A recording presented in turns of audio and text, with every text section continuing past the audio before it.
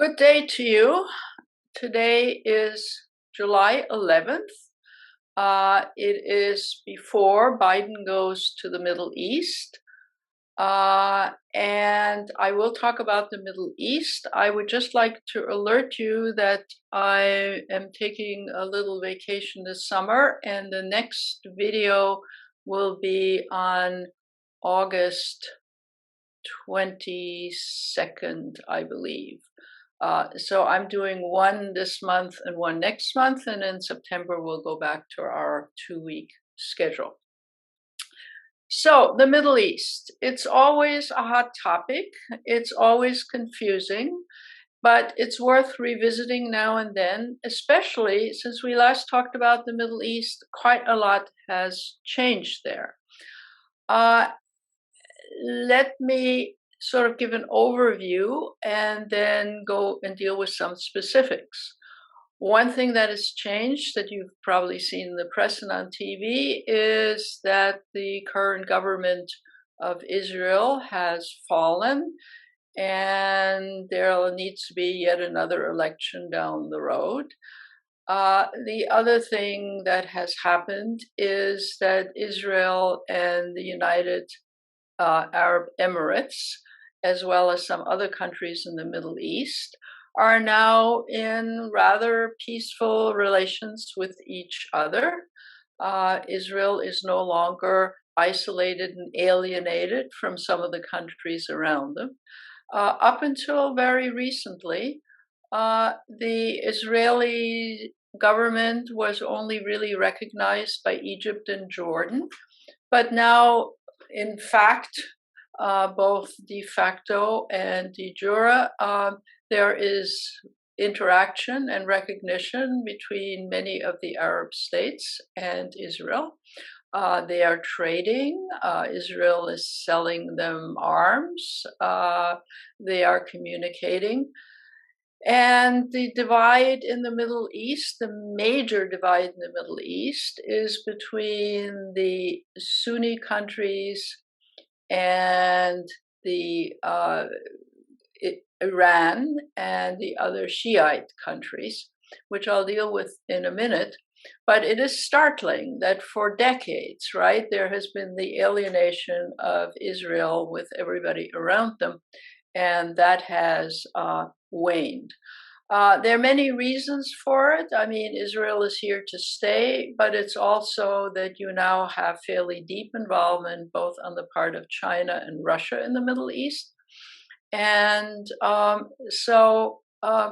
and a waning in a sense of some senses of US involvement.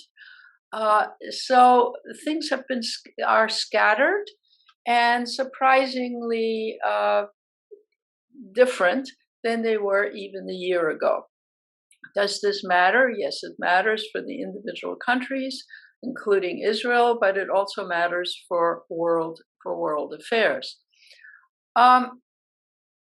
Then let me just jump ahead and say, then there is the motivation that is produced by the Russian incursion in Ukraine, which has had really two effects. One is, of course, energy, right? And the concern that the Russian energy flow is either stopped on the part of Russia, or if it's not exactly stopped, some countries have stopped wanting to get it from Russia. And there is a general energy crisis looming, especially gas energy crisis looming in much of Europe. The winter is coming.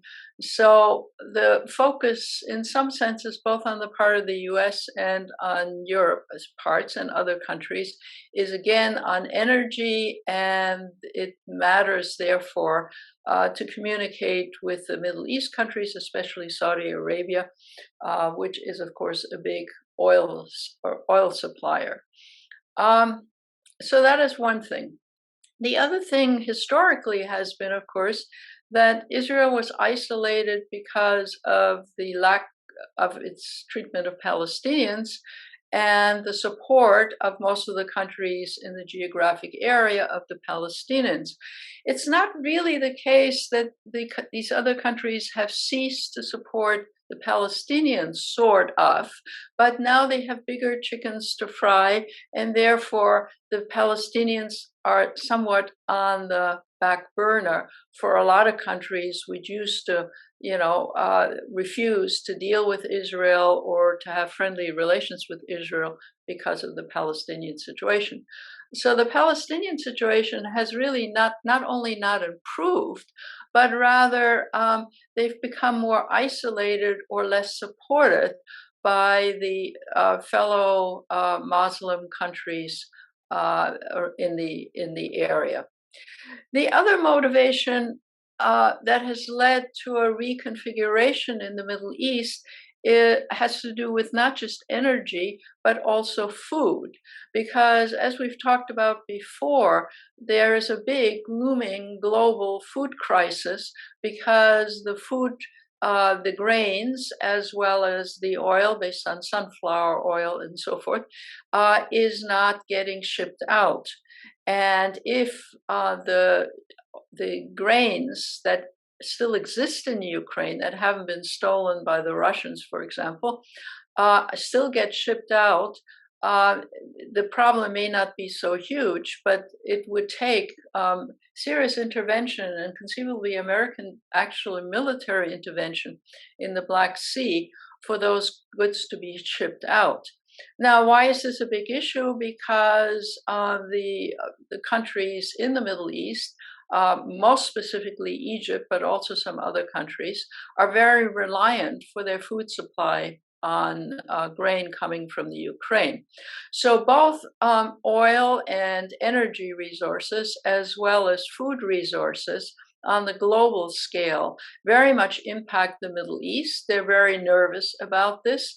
And unless some kind of modification is found that will allow either the grains to come out or the energy resources to be more available, especially as winter in Europe and elsewhere takes place, there is a serious cost to be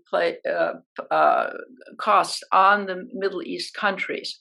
So everybody in the Middle East, on the one hand, is quite nervous, on the other hand, is jockeying around. So then the third leg, so to speak, is of course Saudi Arabia. You've no doubt are tired of listening to all the thing about Khashoggi. We had said the fact that he got killed alienates the U.S. from Saudi Arabia. Biden said he wouldn't have anything to do with Saudi Arabia until, because of the human rights violation. But in point of fact, that's now sort of, if not on the back burner, is a lesser issue than the two issues I have just mentioned. Now, before I talk about a little bit about several countries in the Middle East, and including Israel, let me say that there is another problem, and that is that while the Russians and the Chinese are playing an increasing role, of course, the U.S. plays a major role in world affairs. And as we may have all noticed, our role in world affairs, other than military, has diminished. We were the role model, along with England and a few other countries, of what liberal democracy looks like. And increasingly, our liberal democracy is being tarnished, whether it's by Supreme Court decisions, whether it's the violence in the United States, whether it's dysfunction in Congress, and I could go down on the litany. But if you're somewhere in the rest of the world, including the Middle East, you say to yourself, well, they keep lecturing us about human rights and democracy, but they're not exactly a stellar role model for us anymore. They have serious flaws. And so now you have sort of three coat hangers. One is liberal democracy. It's on a scale. Yes, the United States and Western Europe, and especially Scandinavian countries, still look pretty much like liberal democracy, even though there's some tarnishing here and there. Then you have illiberal democracy, countries which formulated their politics according to the model of liberal democracies. You have to have elections and all the rest of it.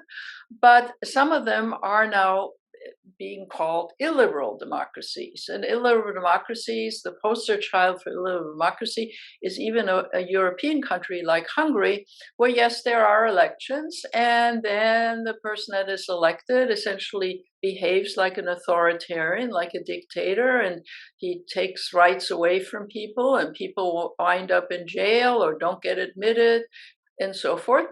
And so in the Middle East, you also have countries that have elections, but the elections are, in a sense, pro forma. And what emerges is something called democracy because they have elections, but it certainly are not liberal democracies. And whoever comes in power acts like a rather authoritarian leader. And then you have the out and out authoritarian governments that don't even bother with elections, where you just have, whether it's a king or whether it's a military dictator, as in Egypt, a king in Morocco, and so forth, which, who essentially act like dictators. So the leverage on the part of the US, looking at Middle East countries, of lecturing them about being less authoritarian, adhering to post-World War II human rights norms, criticizing some of the actions, unilateral actions on the part of the government, is not going down very well anymore. And so we have less influence than we had before. And presumably one of the reasons that Biden is going quite apart from dealing with energy matters, because he's also meeting with the Arab Emirates and other countries in the region, is to, reintroduce, in a sense, American influence and trying to have some input into the economics, the politics, the energy, and so sources and so forth in the Middle East. That is a difficult assignment right now. And while, he will be well received by and large, and people will be friendly, heads of state will be friendly, the sort of, man in the white horse arriving and the United States bringing all good things to the Middle East, they are much more cynical about all of this now than they would have been 10 or 20 years ago, and even a few years ago. Now, let me deal with some specifics. You have vast problems in several countries, and I put Iran to the side for a minute.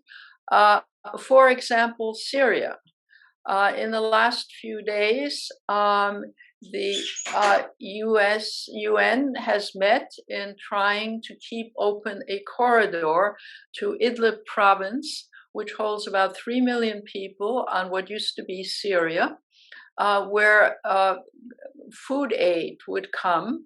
That province, if you look on the map, and we included a map, is very close to Turkey, so it comes in via Turkey. And it has kept the population there just about above the margin of starvation, though many children are undernourished, dying from malnourishment. But really, the only real source of food is food aid. Why is the situation the way it is? It's because that particular province is not under control of the Syrian government. And the Syrian government says this is part of our sovereign country, and we will decide how this particular province is dealt with. And therefore, the Russians support this. And so when the Security Council was asked to allow this humanitarian corridor to stay open for another year, or to extend the year to allow food aid in, the Russians vetoed it, because they argued that it's part of sovereign Syria, and Syria should determine what goes in there and what goes out, and not the international community telling that province that it can act unilaterally in getting food aid. This is not a funny or unserious matter because it tells you, A, the Russian influence in Syria. It tells you the horrendous conditions in much of Syria, but the really hopeless conditions of the millions of people who live in this province, which has managed not to be under the control of the Syrian government, but the Syrian government considers it part of Syria, and the international humanitarian assistance network, World Food Program, and so forth, trying to keep these people alive, and now being told they're no longer can do this. Whether in the next few days that can be papered over in some fashion is totally unclear, but millions of people are at risk of starvation in that particular province. And they can't just leave. They can't just go to Turkey. Turkey doesn't want any more Syrian refugees. There are only already between 2 and 3 million Syrians living in Turkey, and that's a problem for Turkey. So that is a very serious issue, and I don't know whether or not Biden can make inroads with the other Arab countries in order to do anything about Syria. It seems doubtful.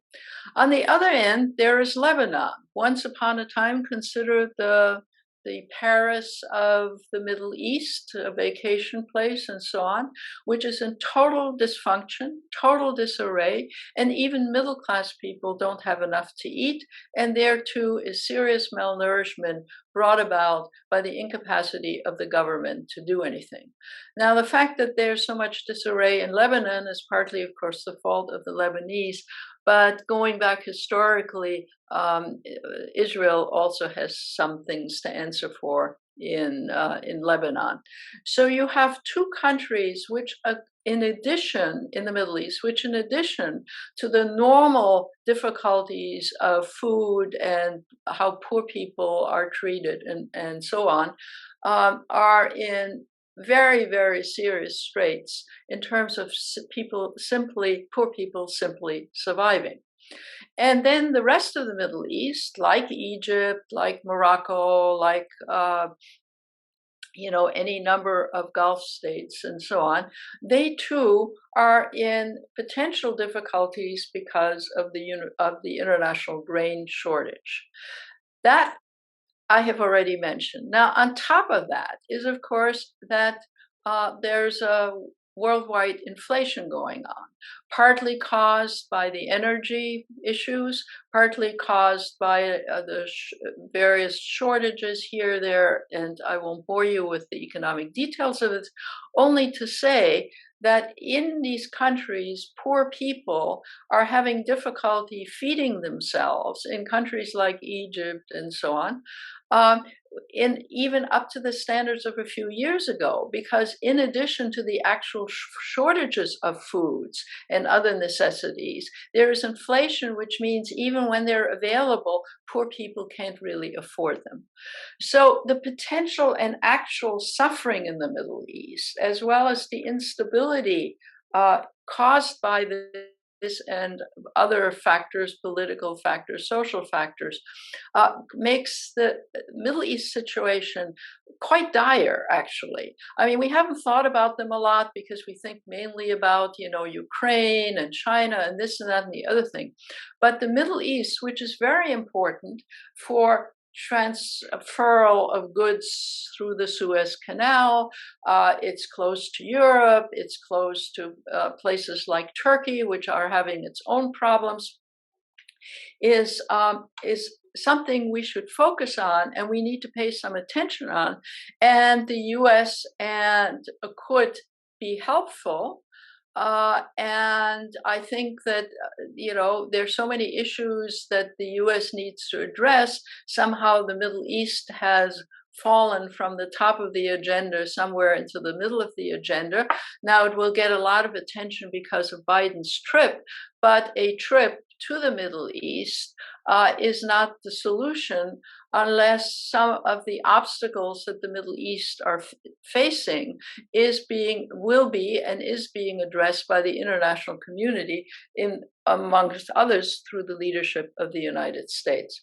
So Biden is coming into a hornet's nest, in a sense, with essentially not that much to offer, right? Making some kind of papering over the human rights issue in Saudi Arabia is probably politically smart. Uh, the idea, especially the left in the U.S., is appalled by the fact that we don't consider to stick with our I don't know what you would call it, alienation from Saudi Arabia over the murder of Khashoggi. But the problem, of course, is that there are human rights violations in all the Middle East countries. And I'll get to Israel in a minute. And therefore, we are in a world in which we're pretty much dealing with every country where there are human rights violations and even overlook them if we need to. So that's sort of a kind of a pragmatism. But, the sort of high stool that we used to sit out arguing that we were the countries minding human rights and encouraging others and censoring countries that don't adhere to human rights is a little shop worn, not as a goal or ideal, but in terms of actual behavior.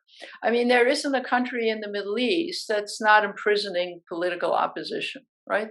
Some more so than others. But, Egypt, that we have normal relations with, has jails full of journalists and others who, for some reason, oppose the regime. That is true in almost all the countries. Less so in Jordan, but even in Jordan, there's some. So for pragmatic reasons, I suppose, we are sort of, shutting an eye and not criticizing so much.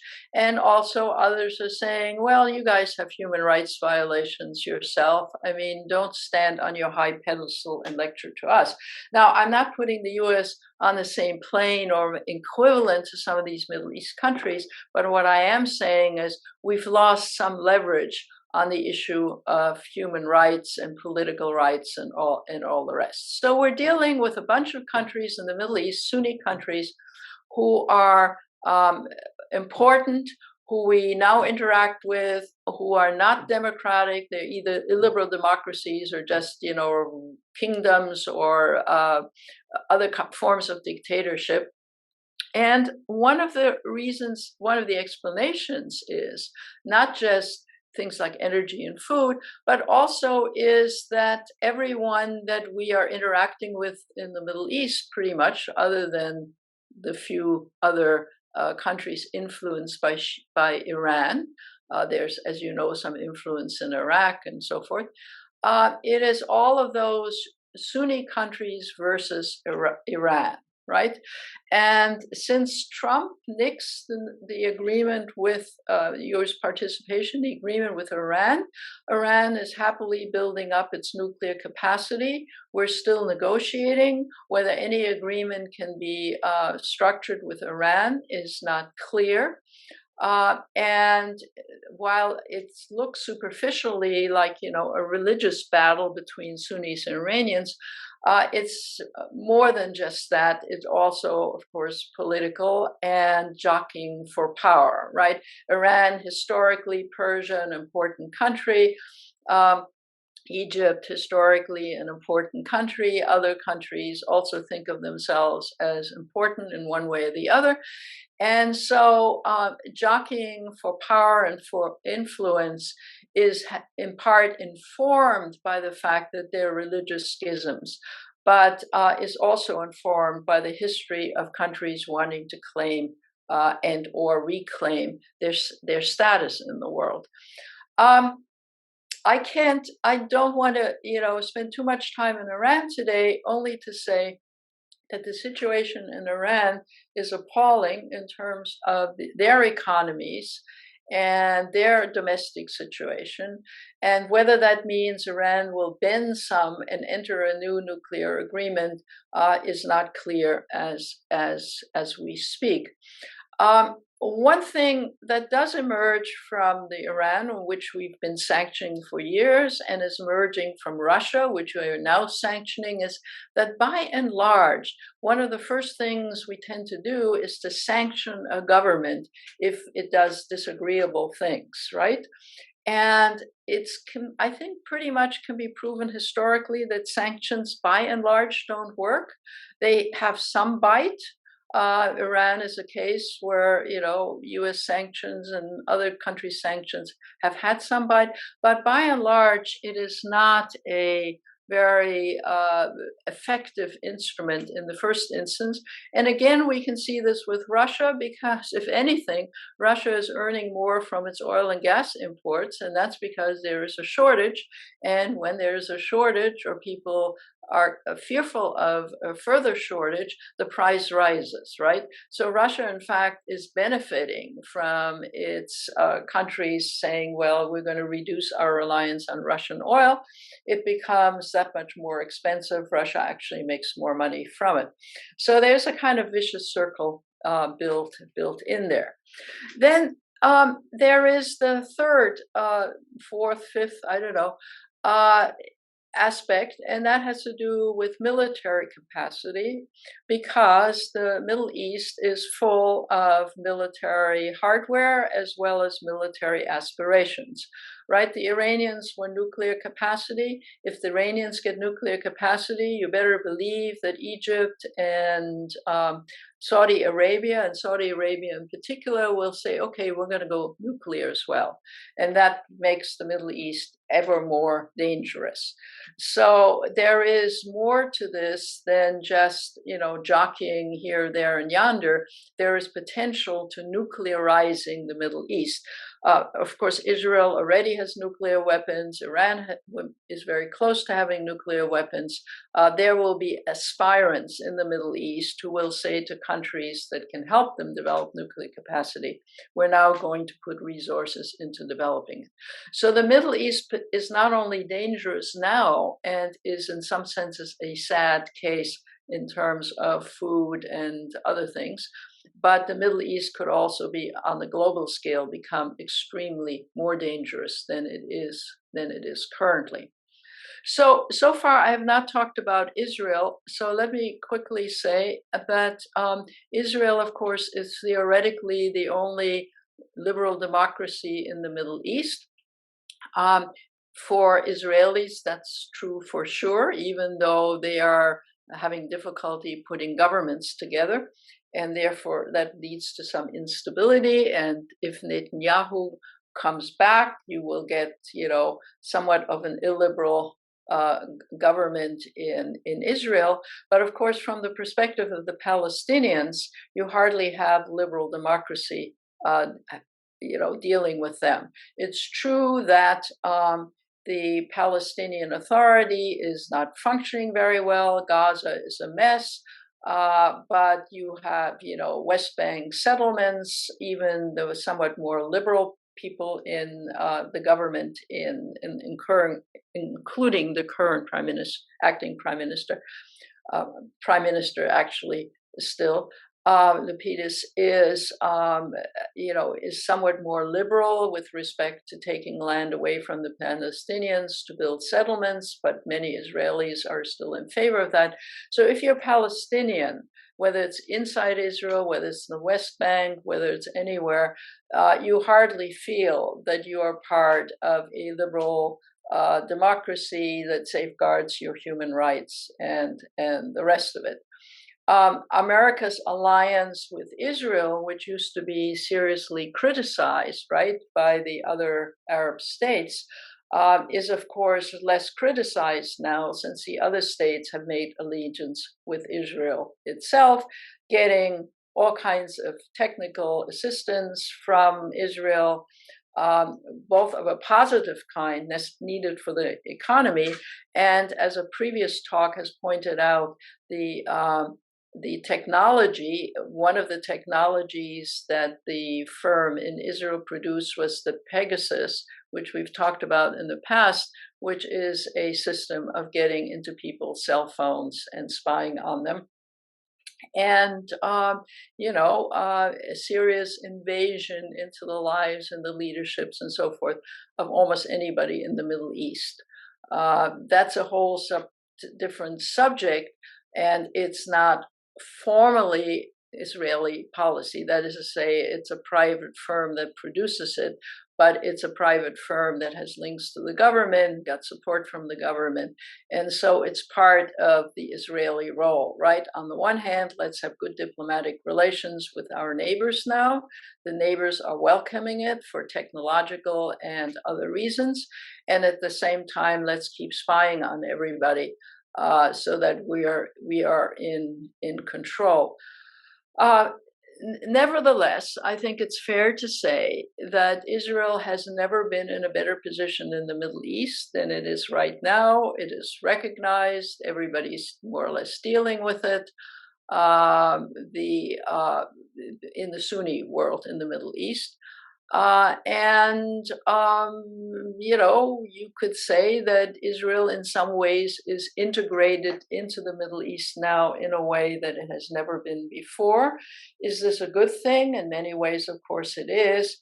Where does the Biden administration fit in? Oddly, the Biden administration hasn't undone the various policies that the Trump administration put in place, namely the closing of, one embassy and relocating it, and the various changes it made with American presence in Israel. Why it hasn't done so, I don't really know, but part of the explanation could be it didn't want to rock the boat one way or the other. And of course, everybody, including the United States, has to tread water with respect to Israel, because who knows what the next government, with the next election, what government will be put together, and whether Netanyahu will come back or somebody else. So in some senses, for Israel, the situation has an analogy to the US. Will Trump come back? Will Netanyahu come back? But in the meantime, things are, on track and fairly friendly amongst Israel and the various neighboring countries. They're all dealing with each other.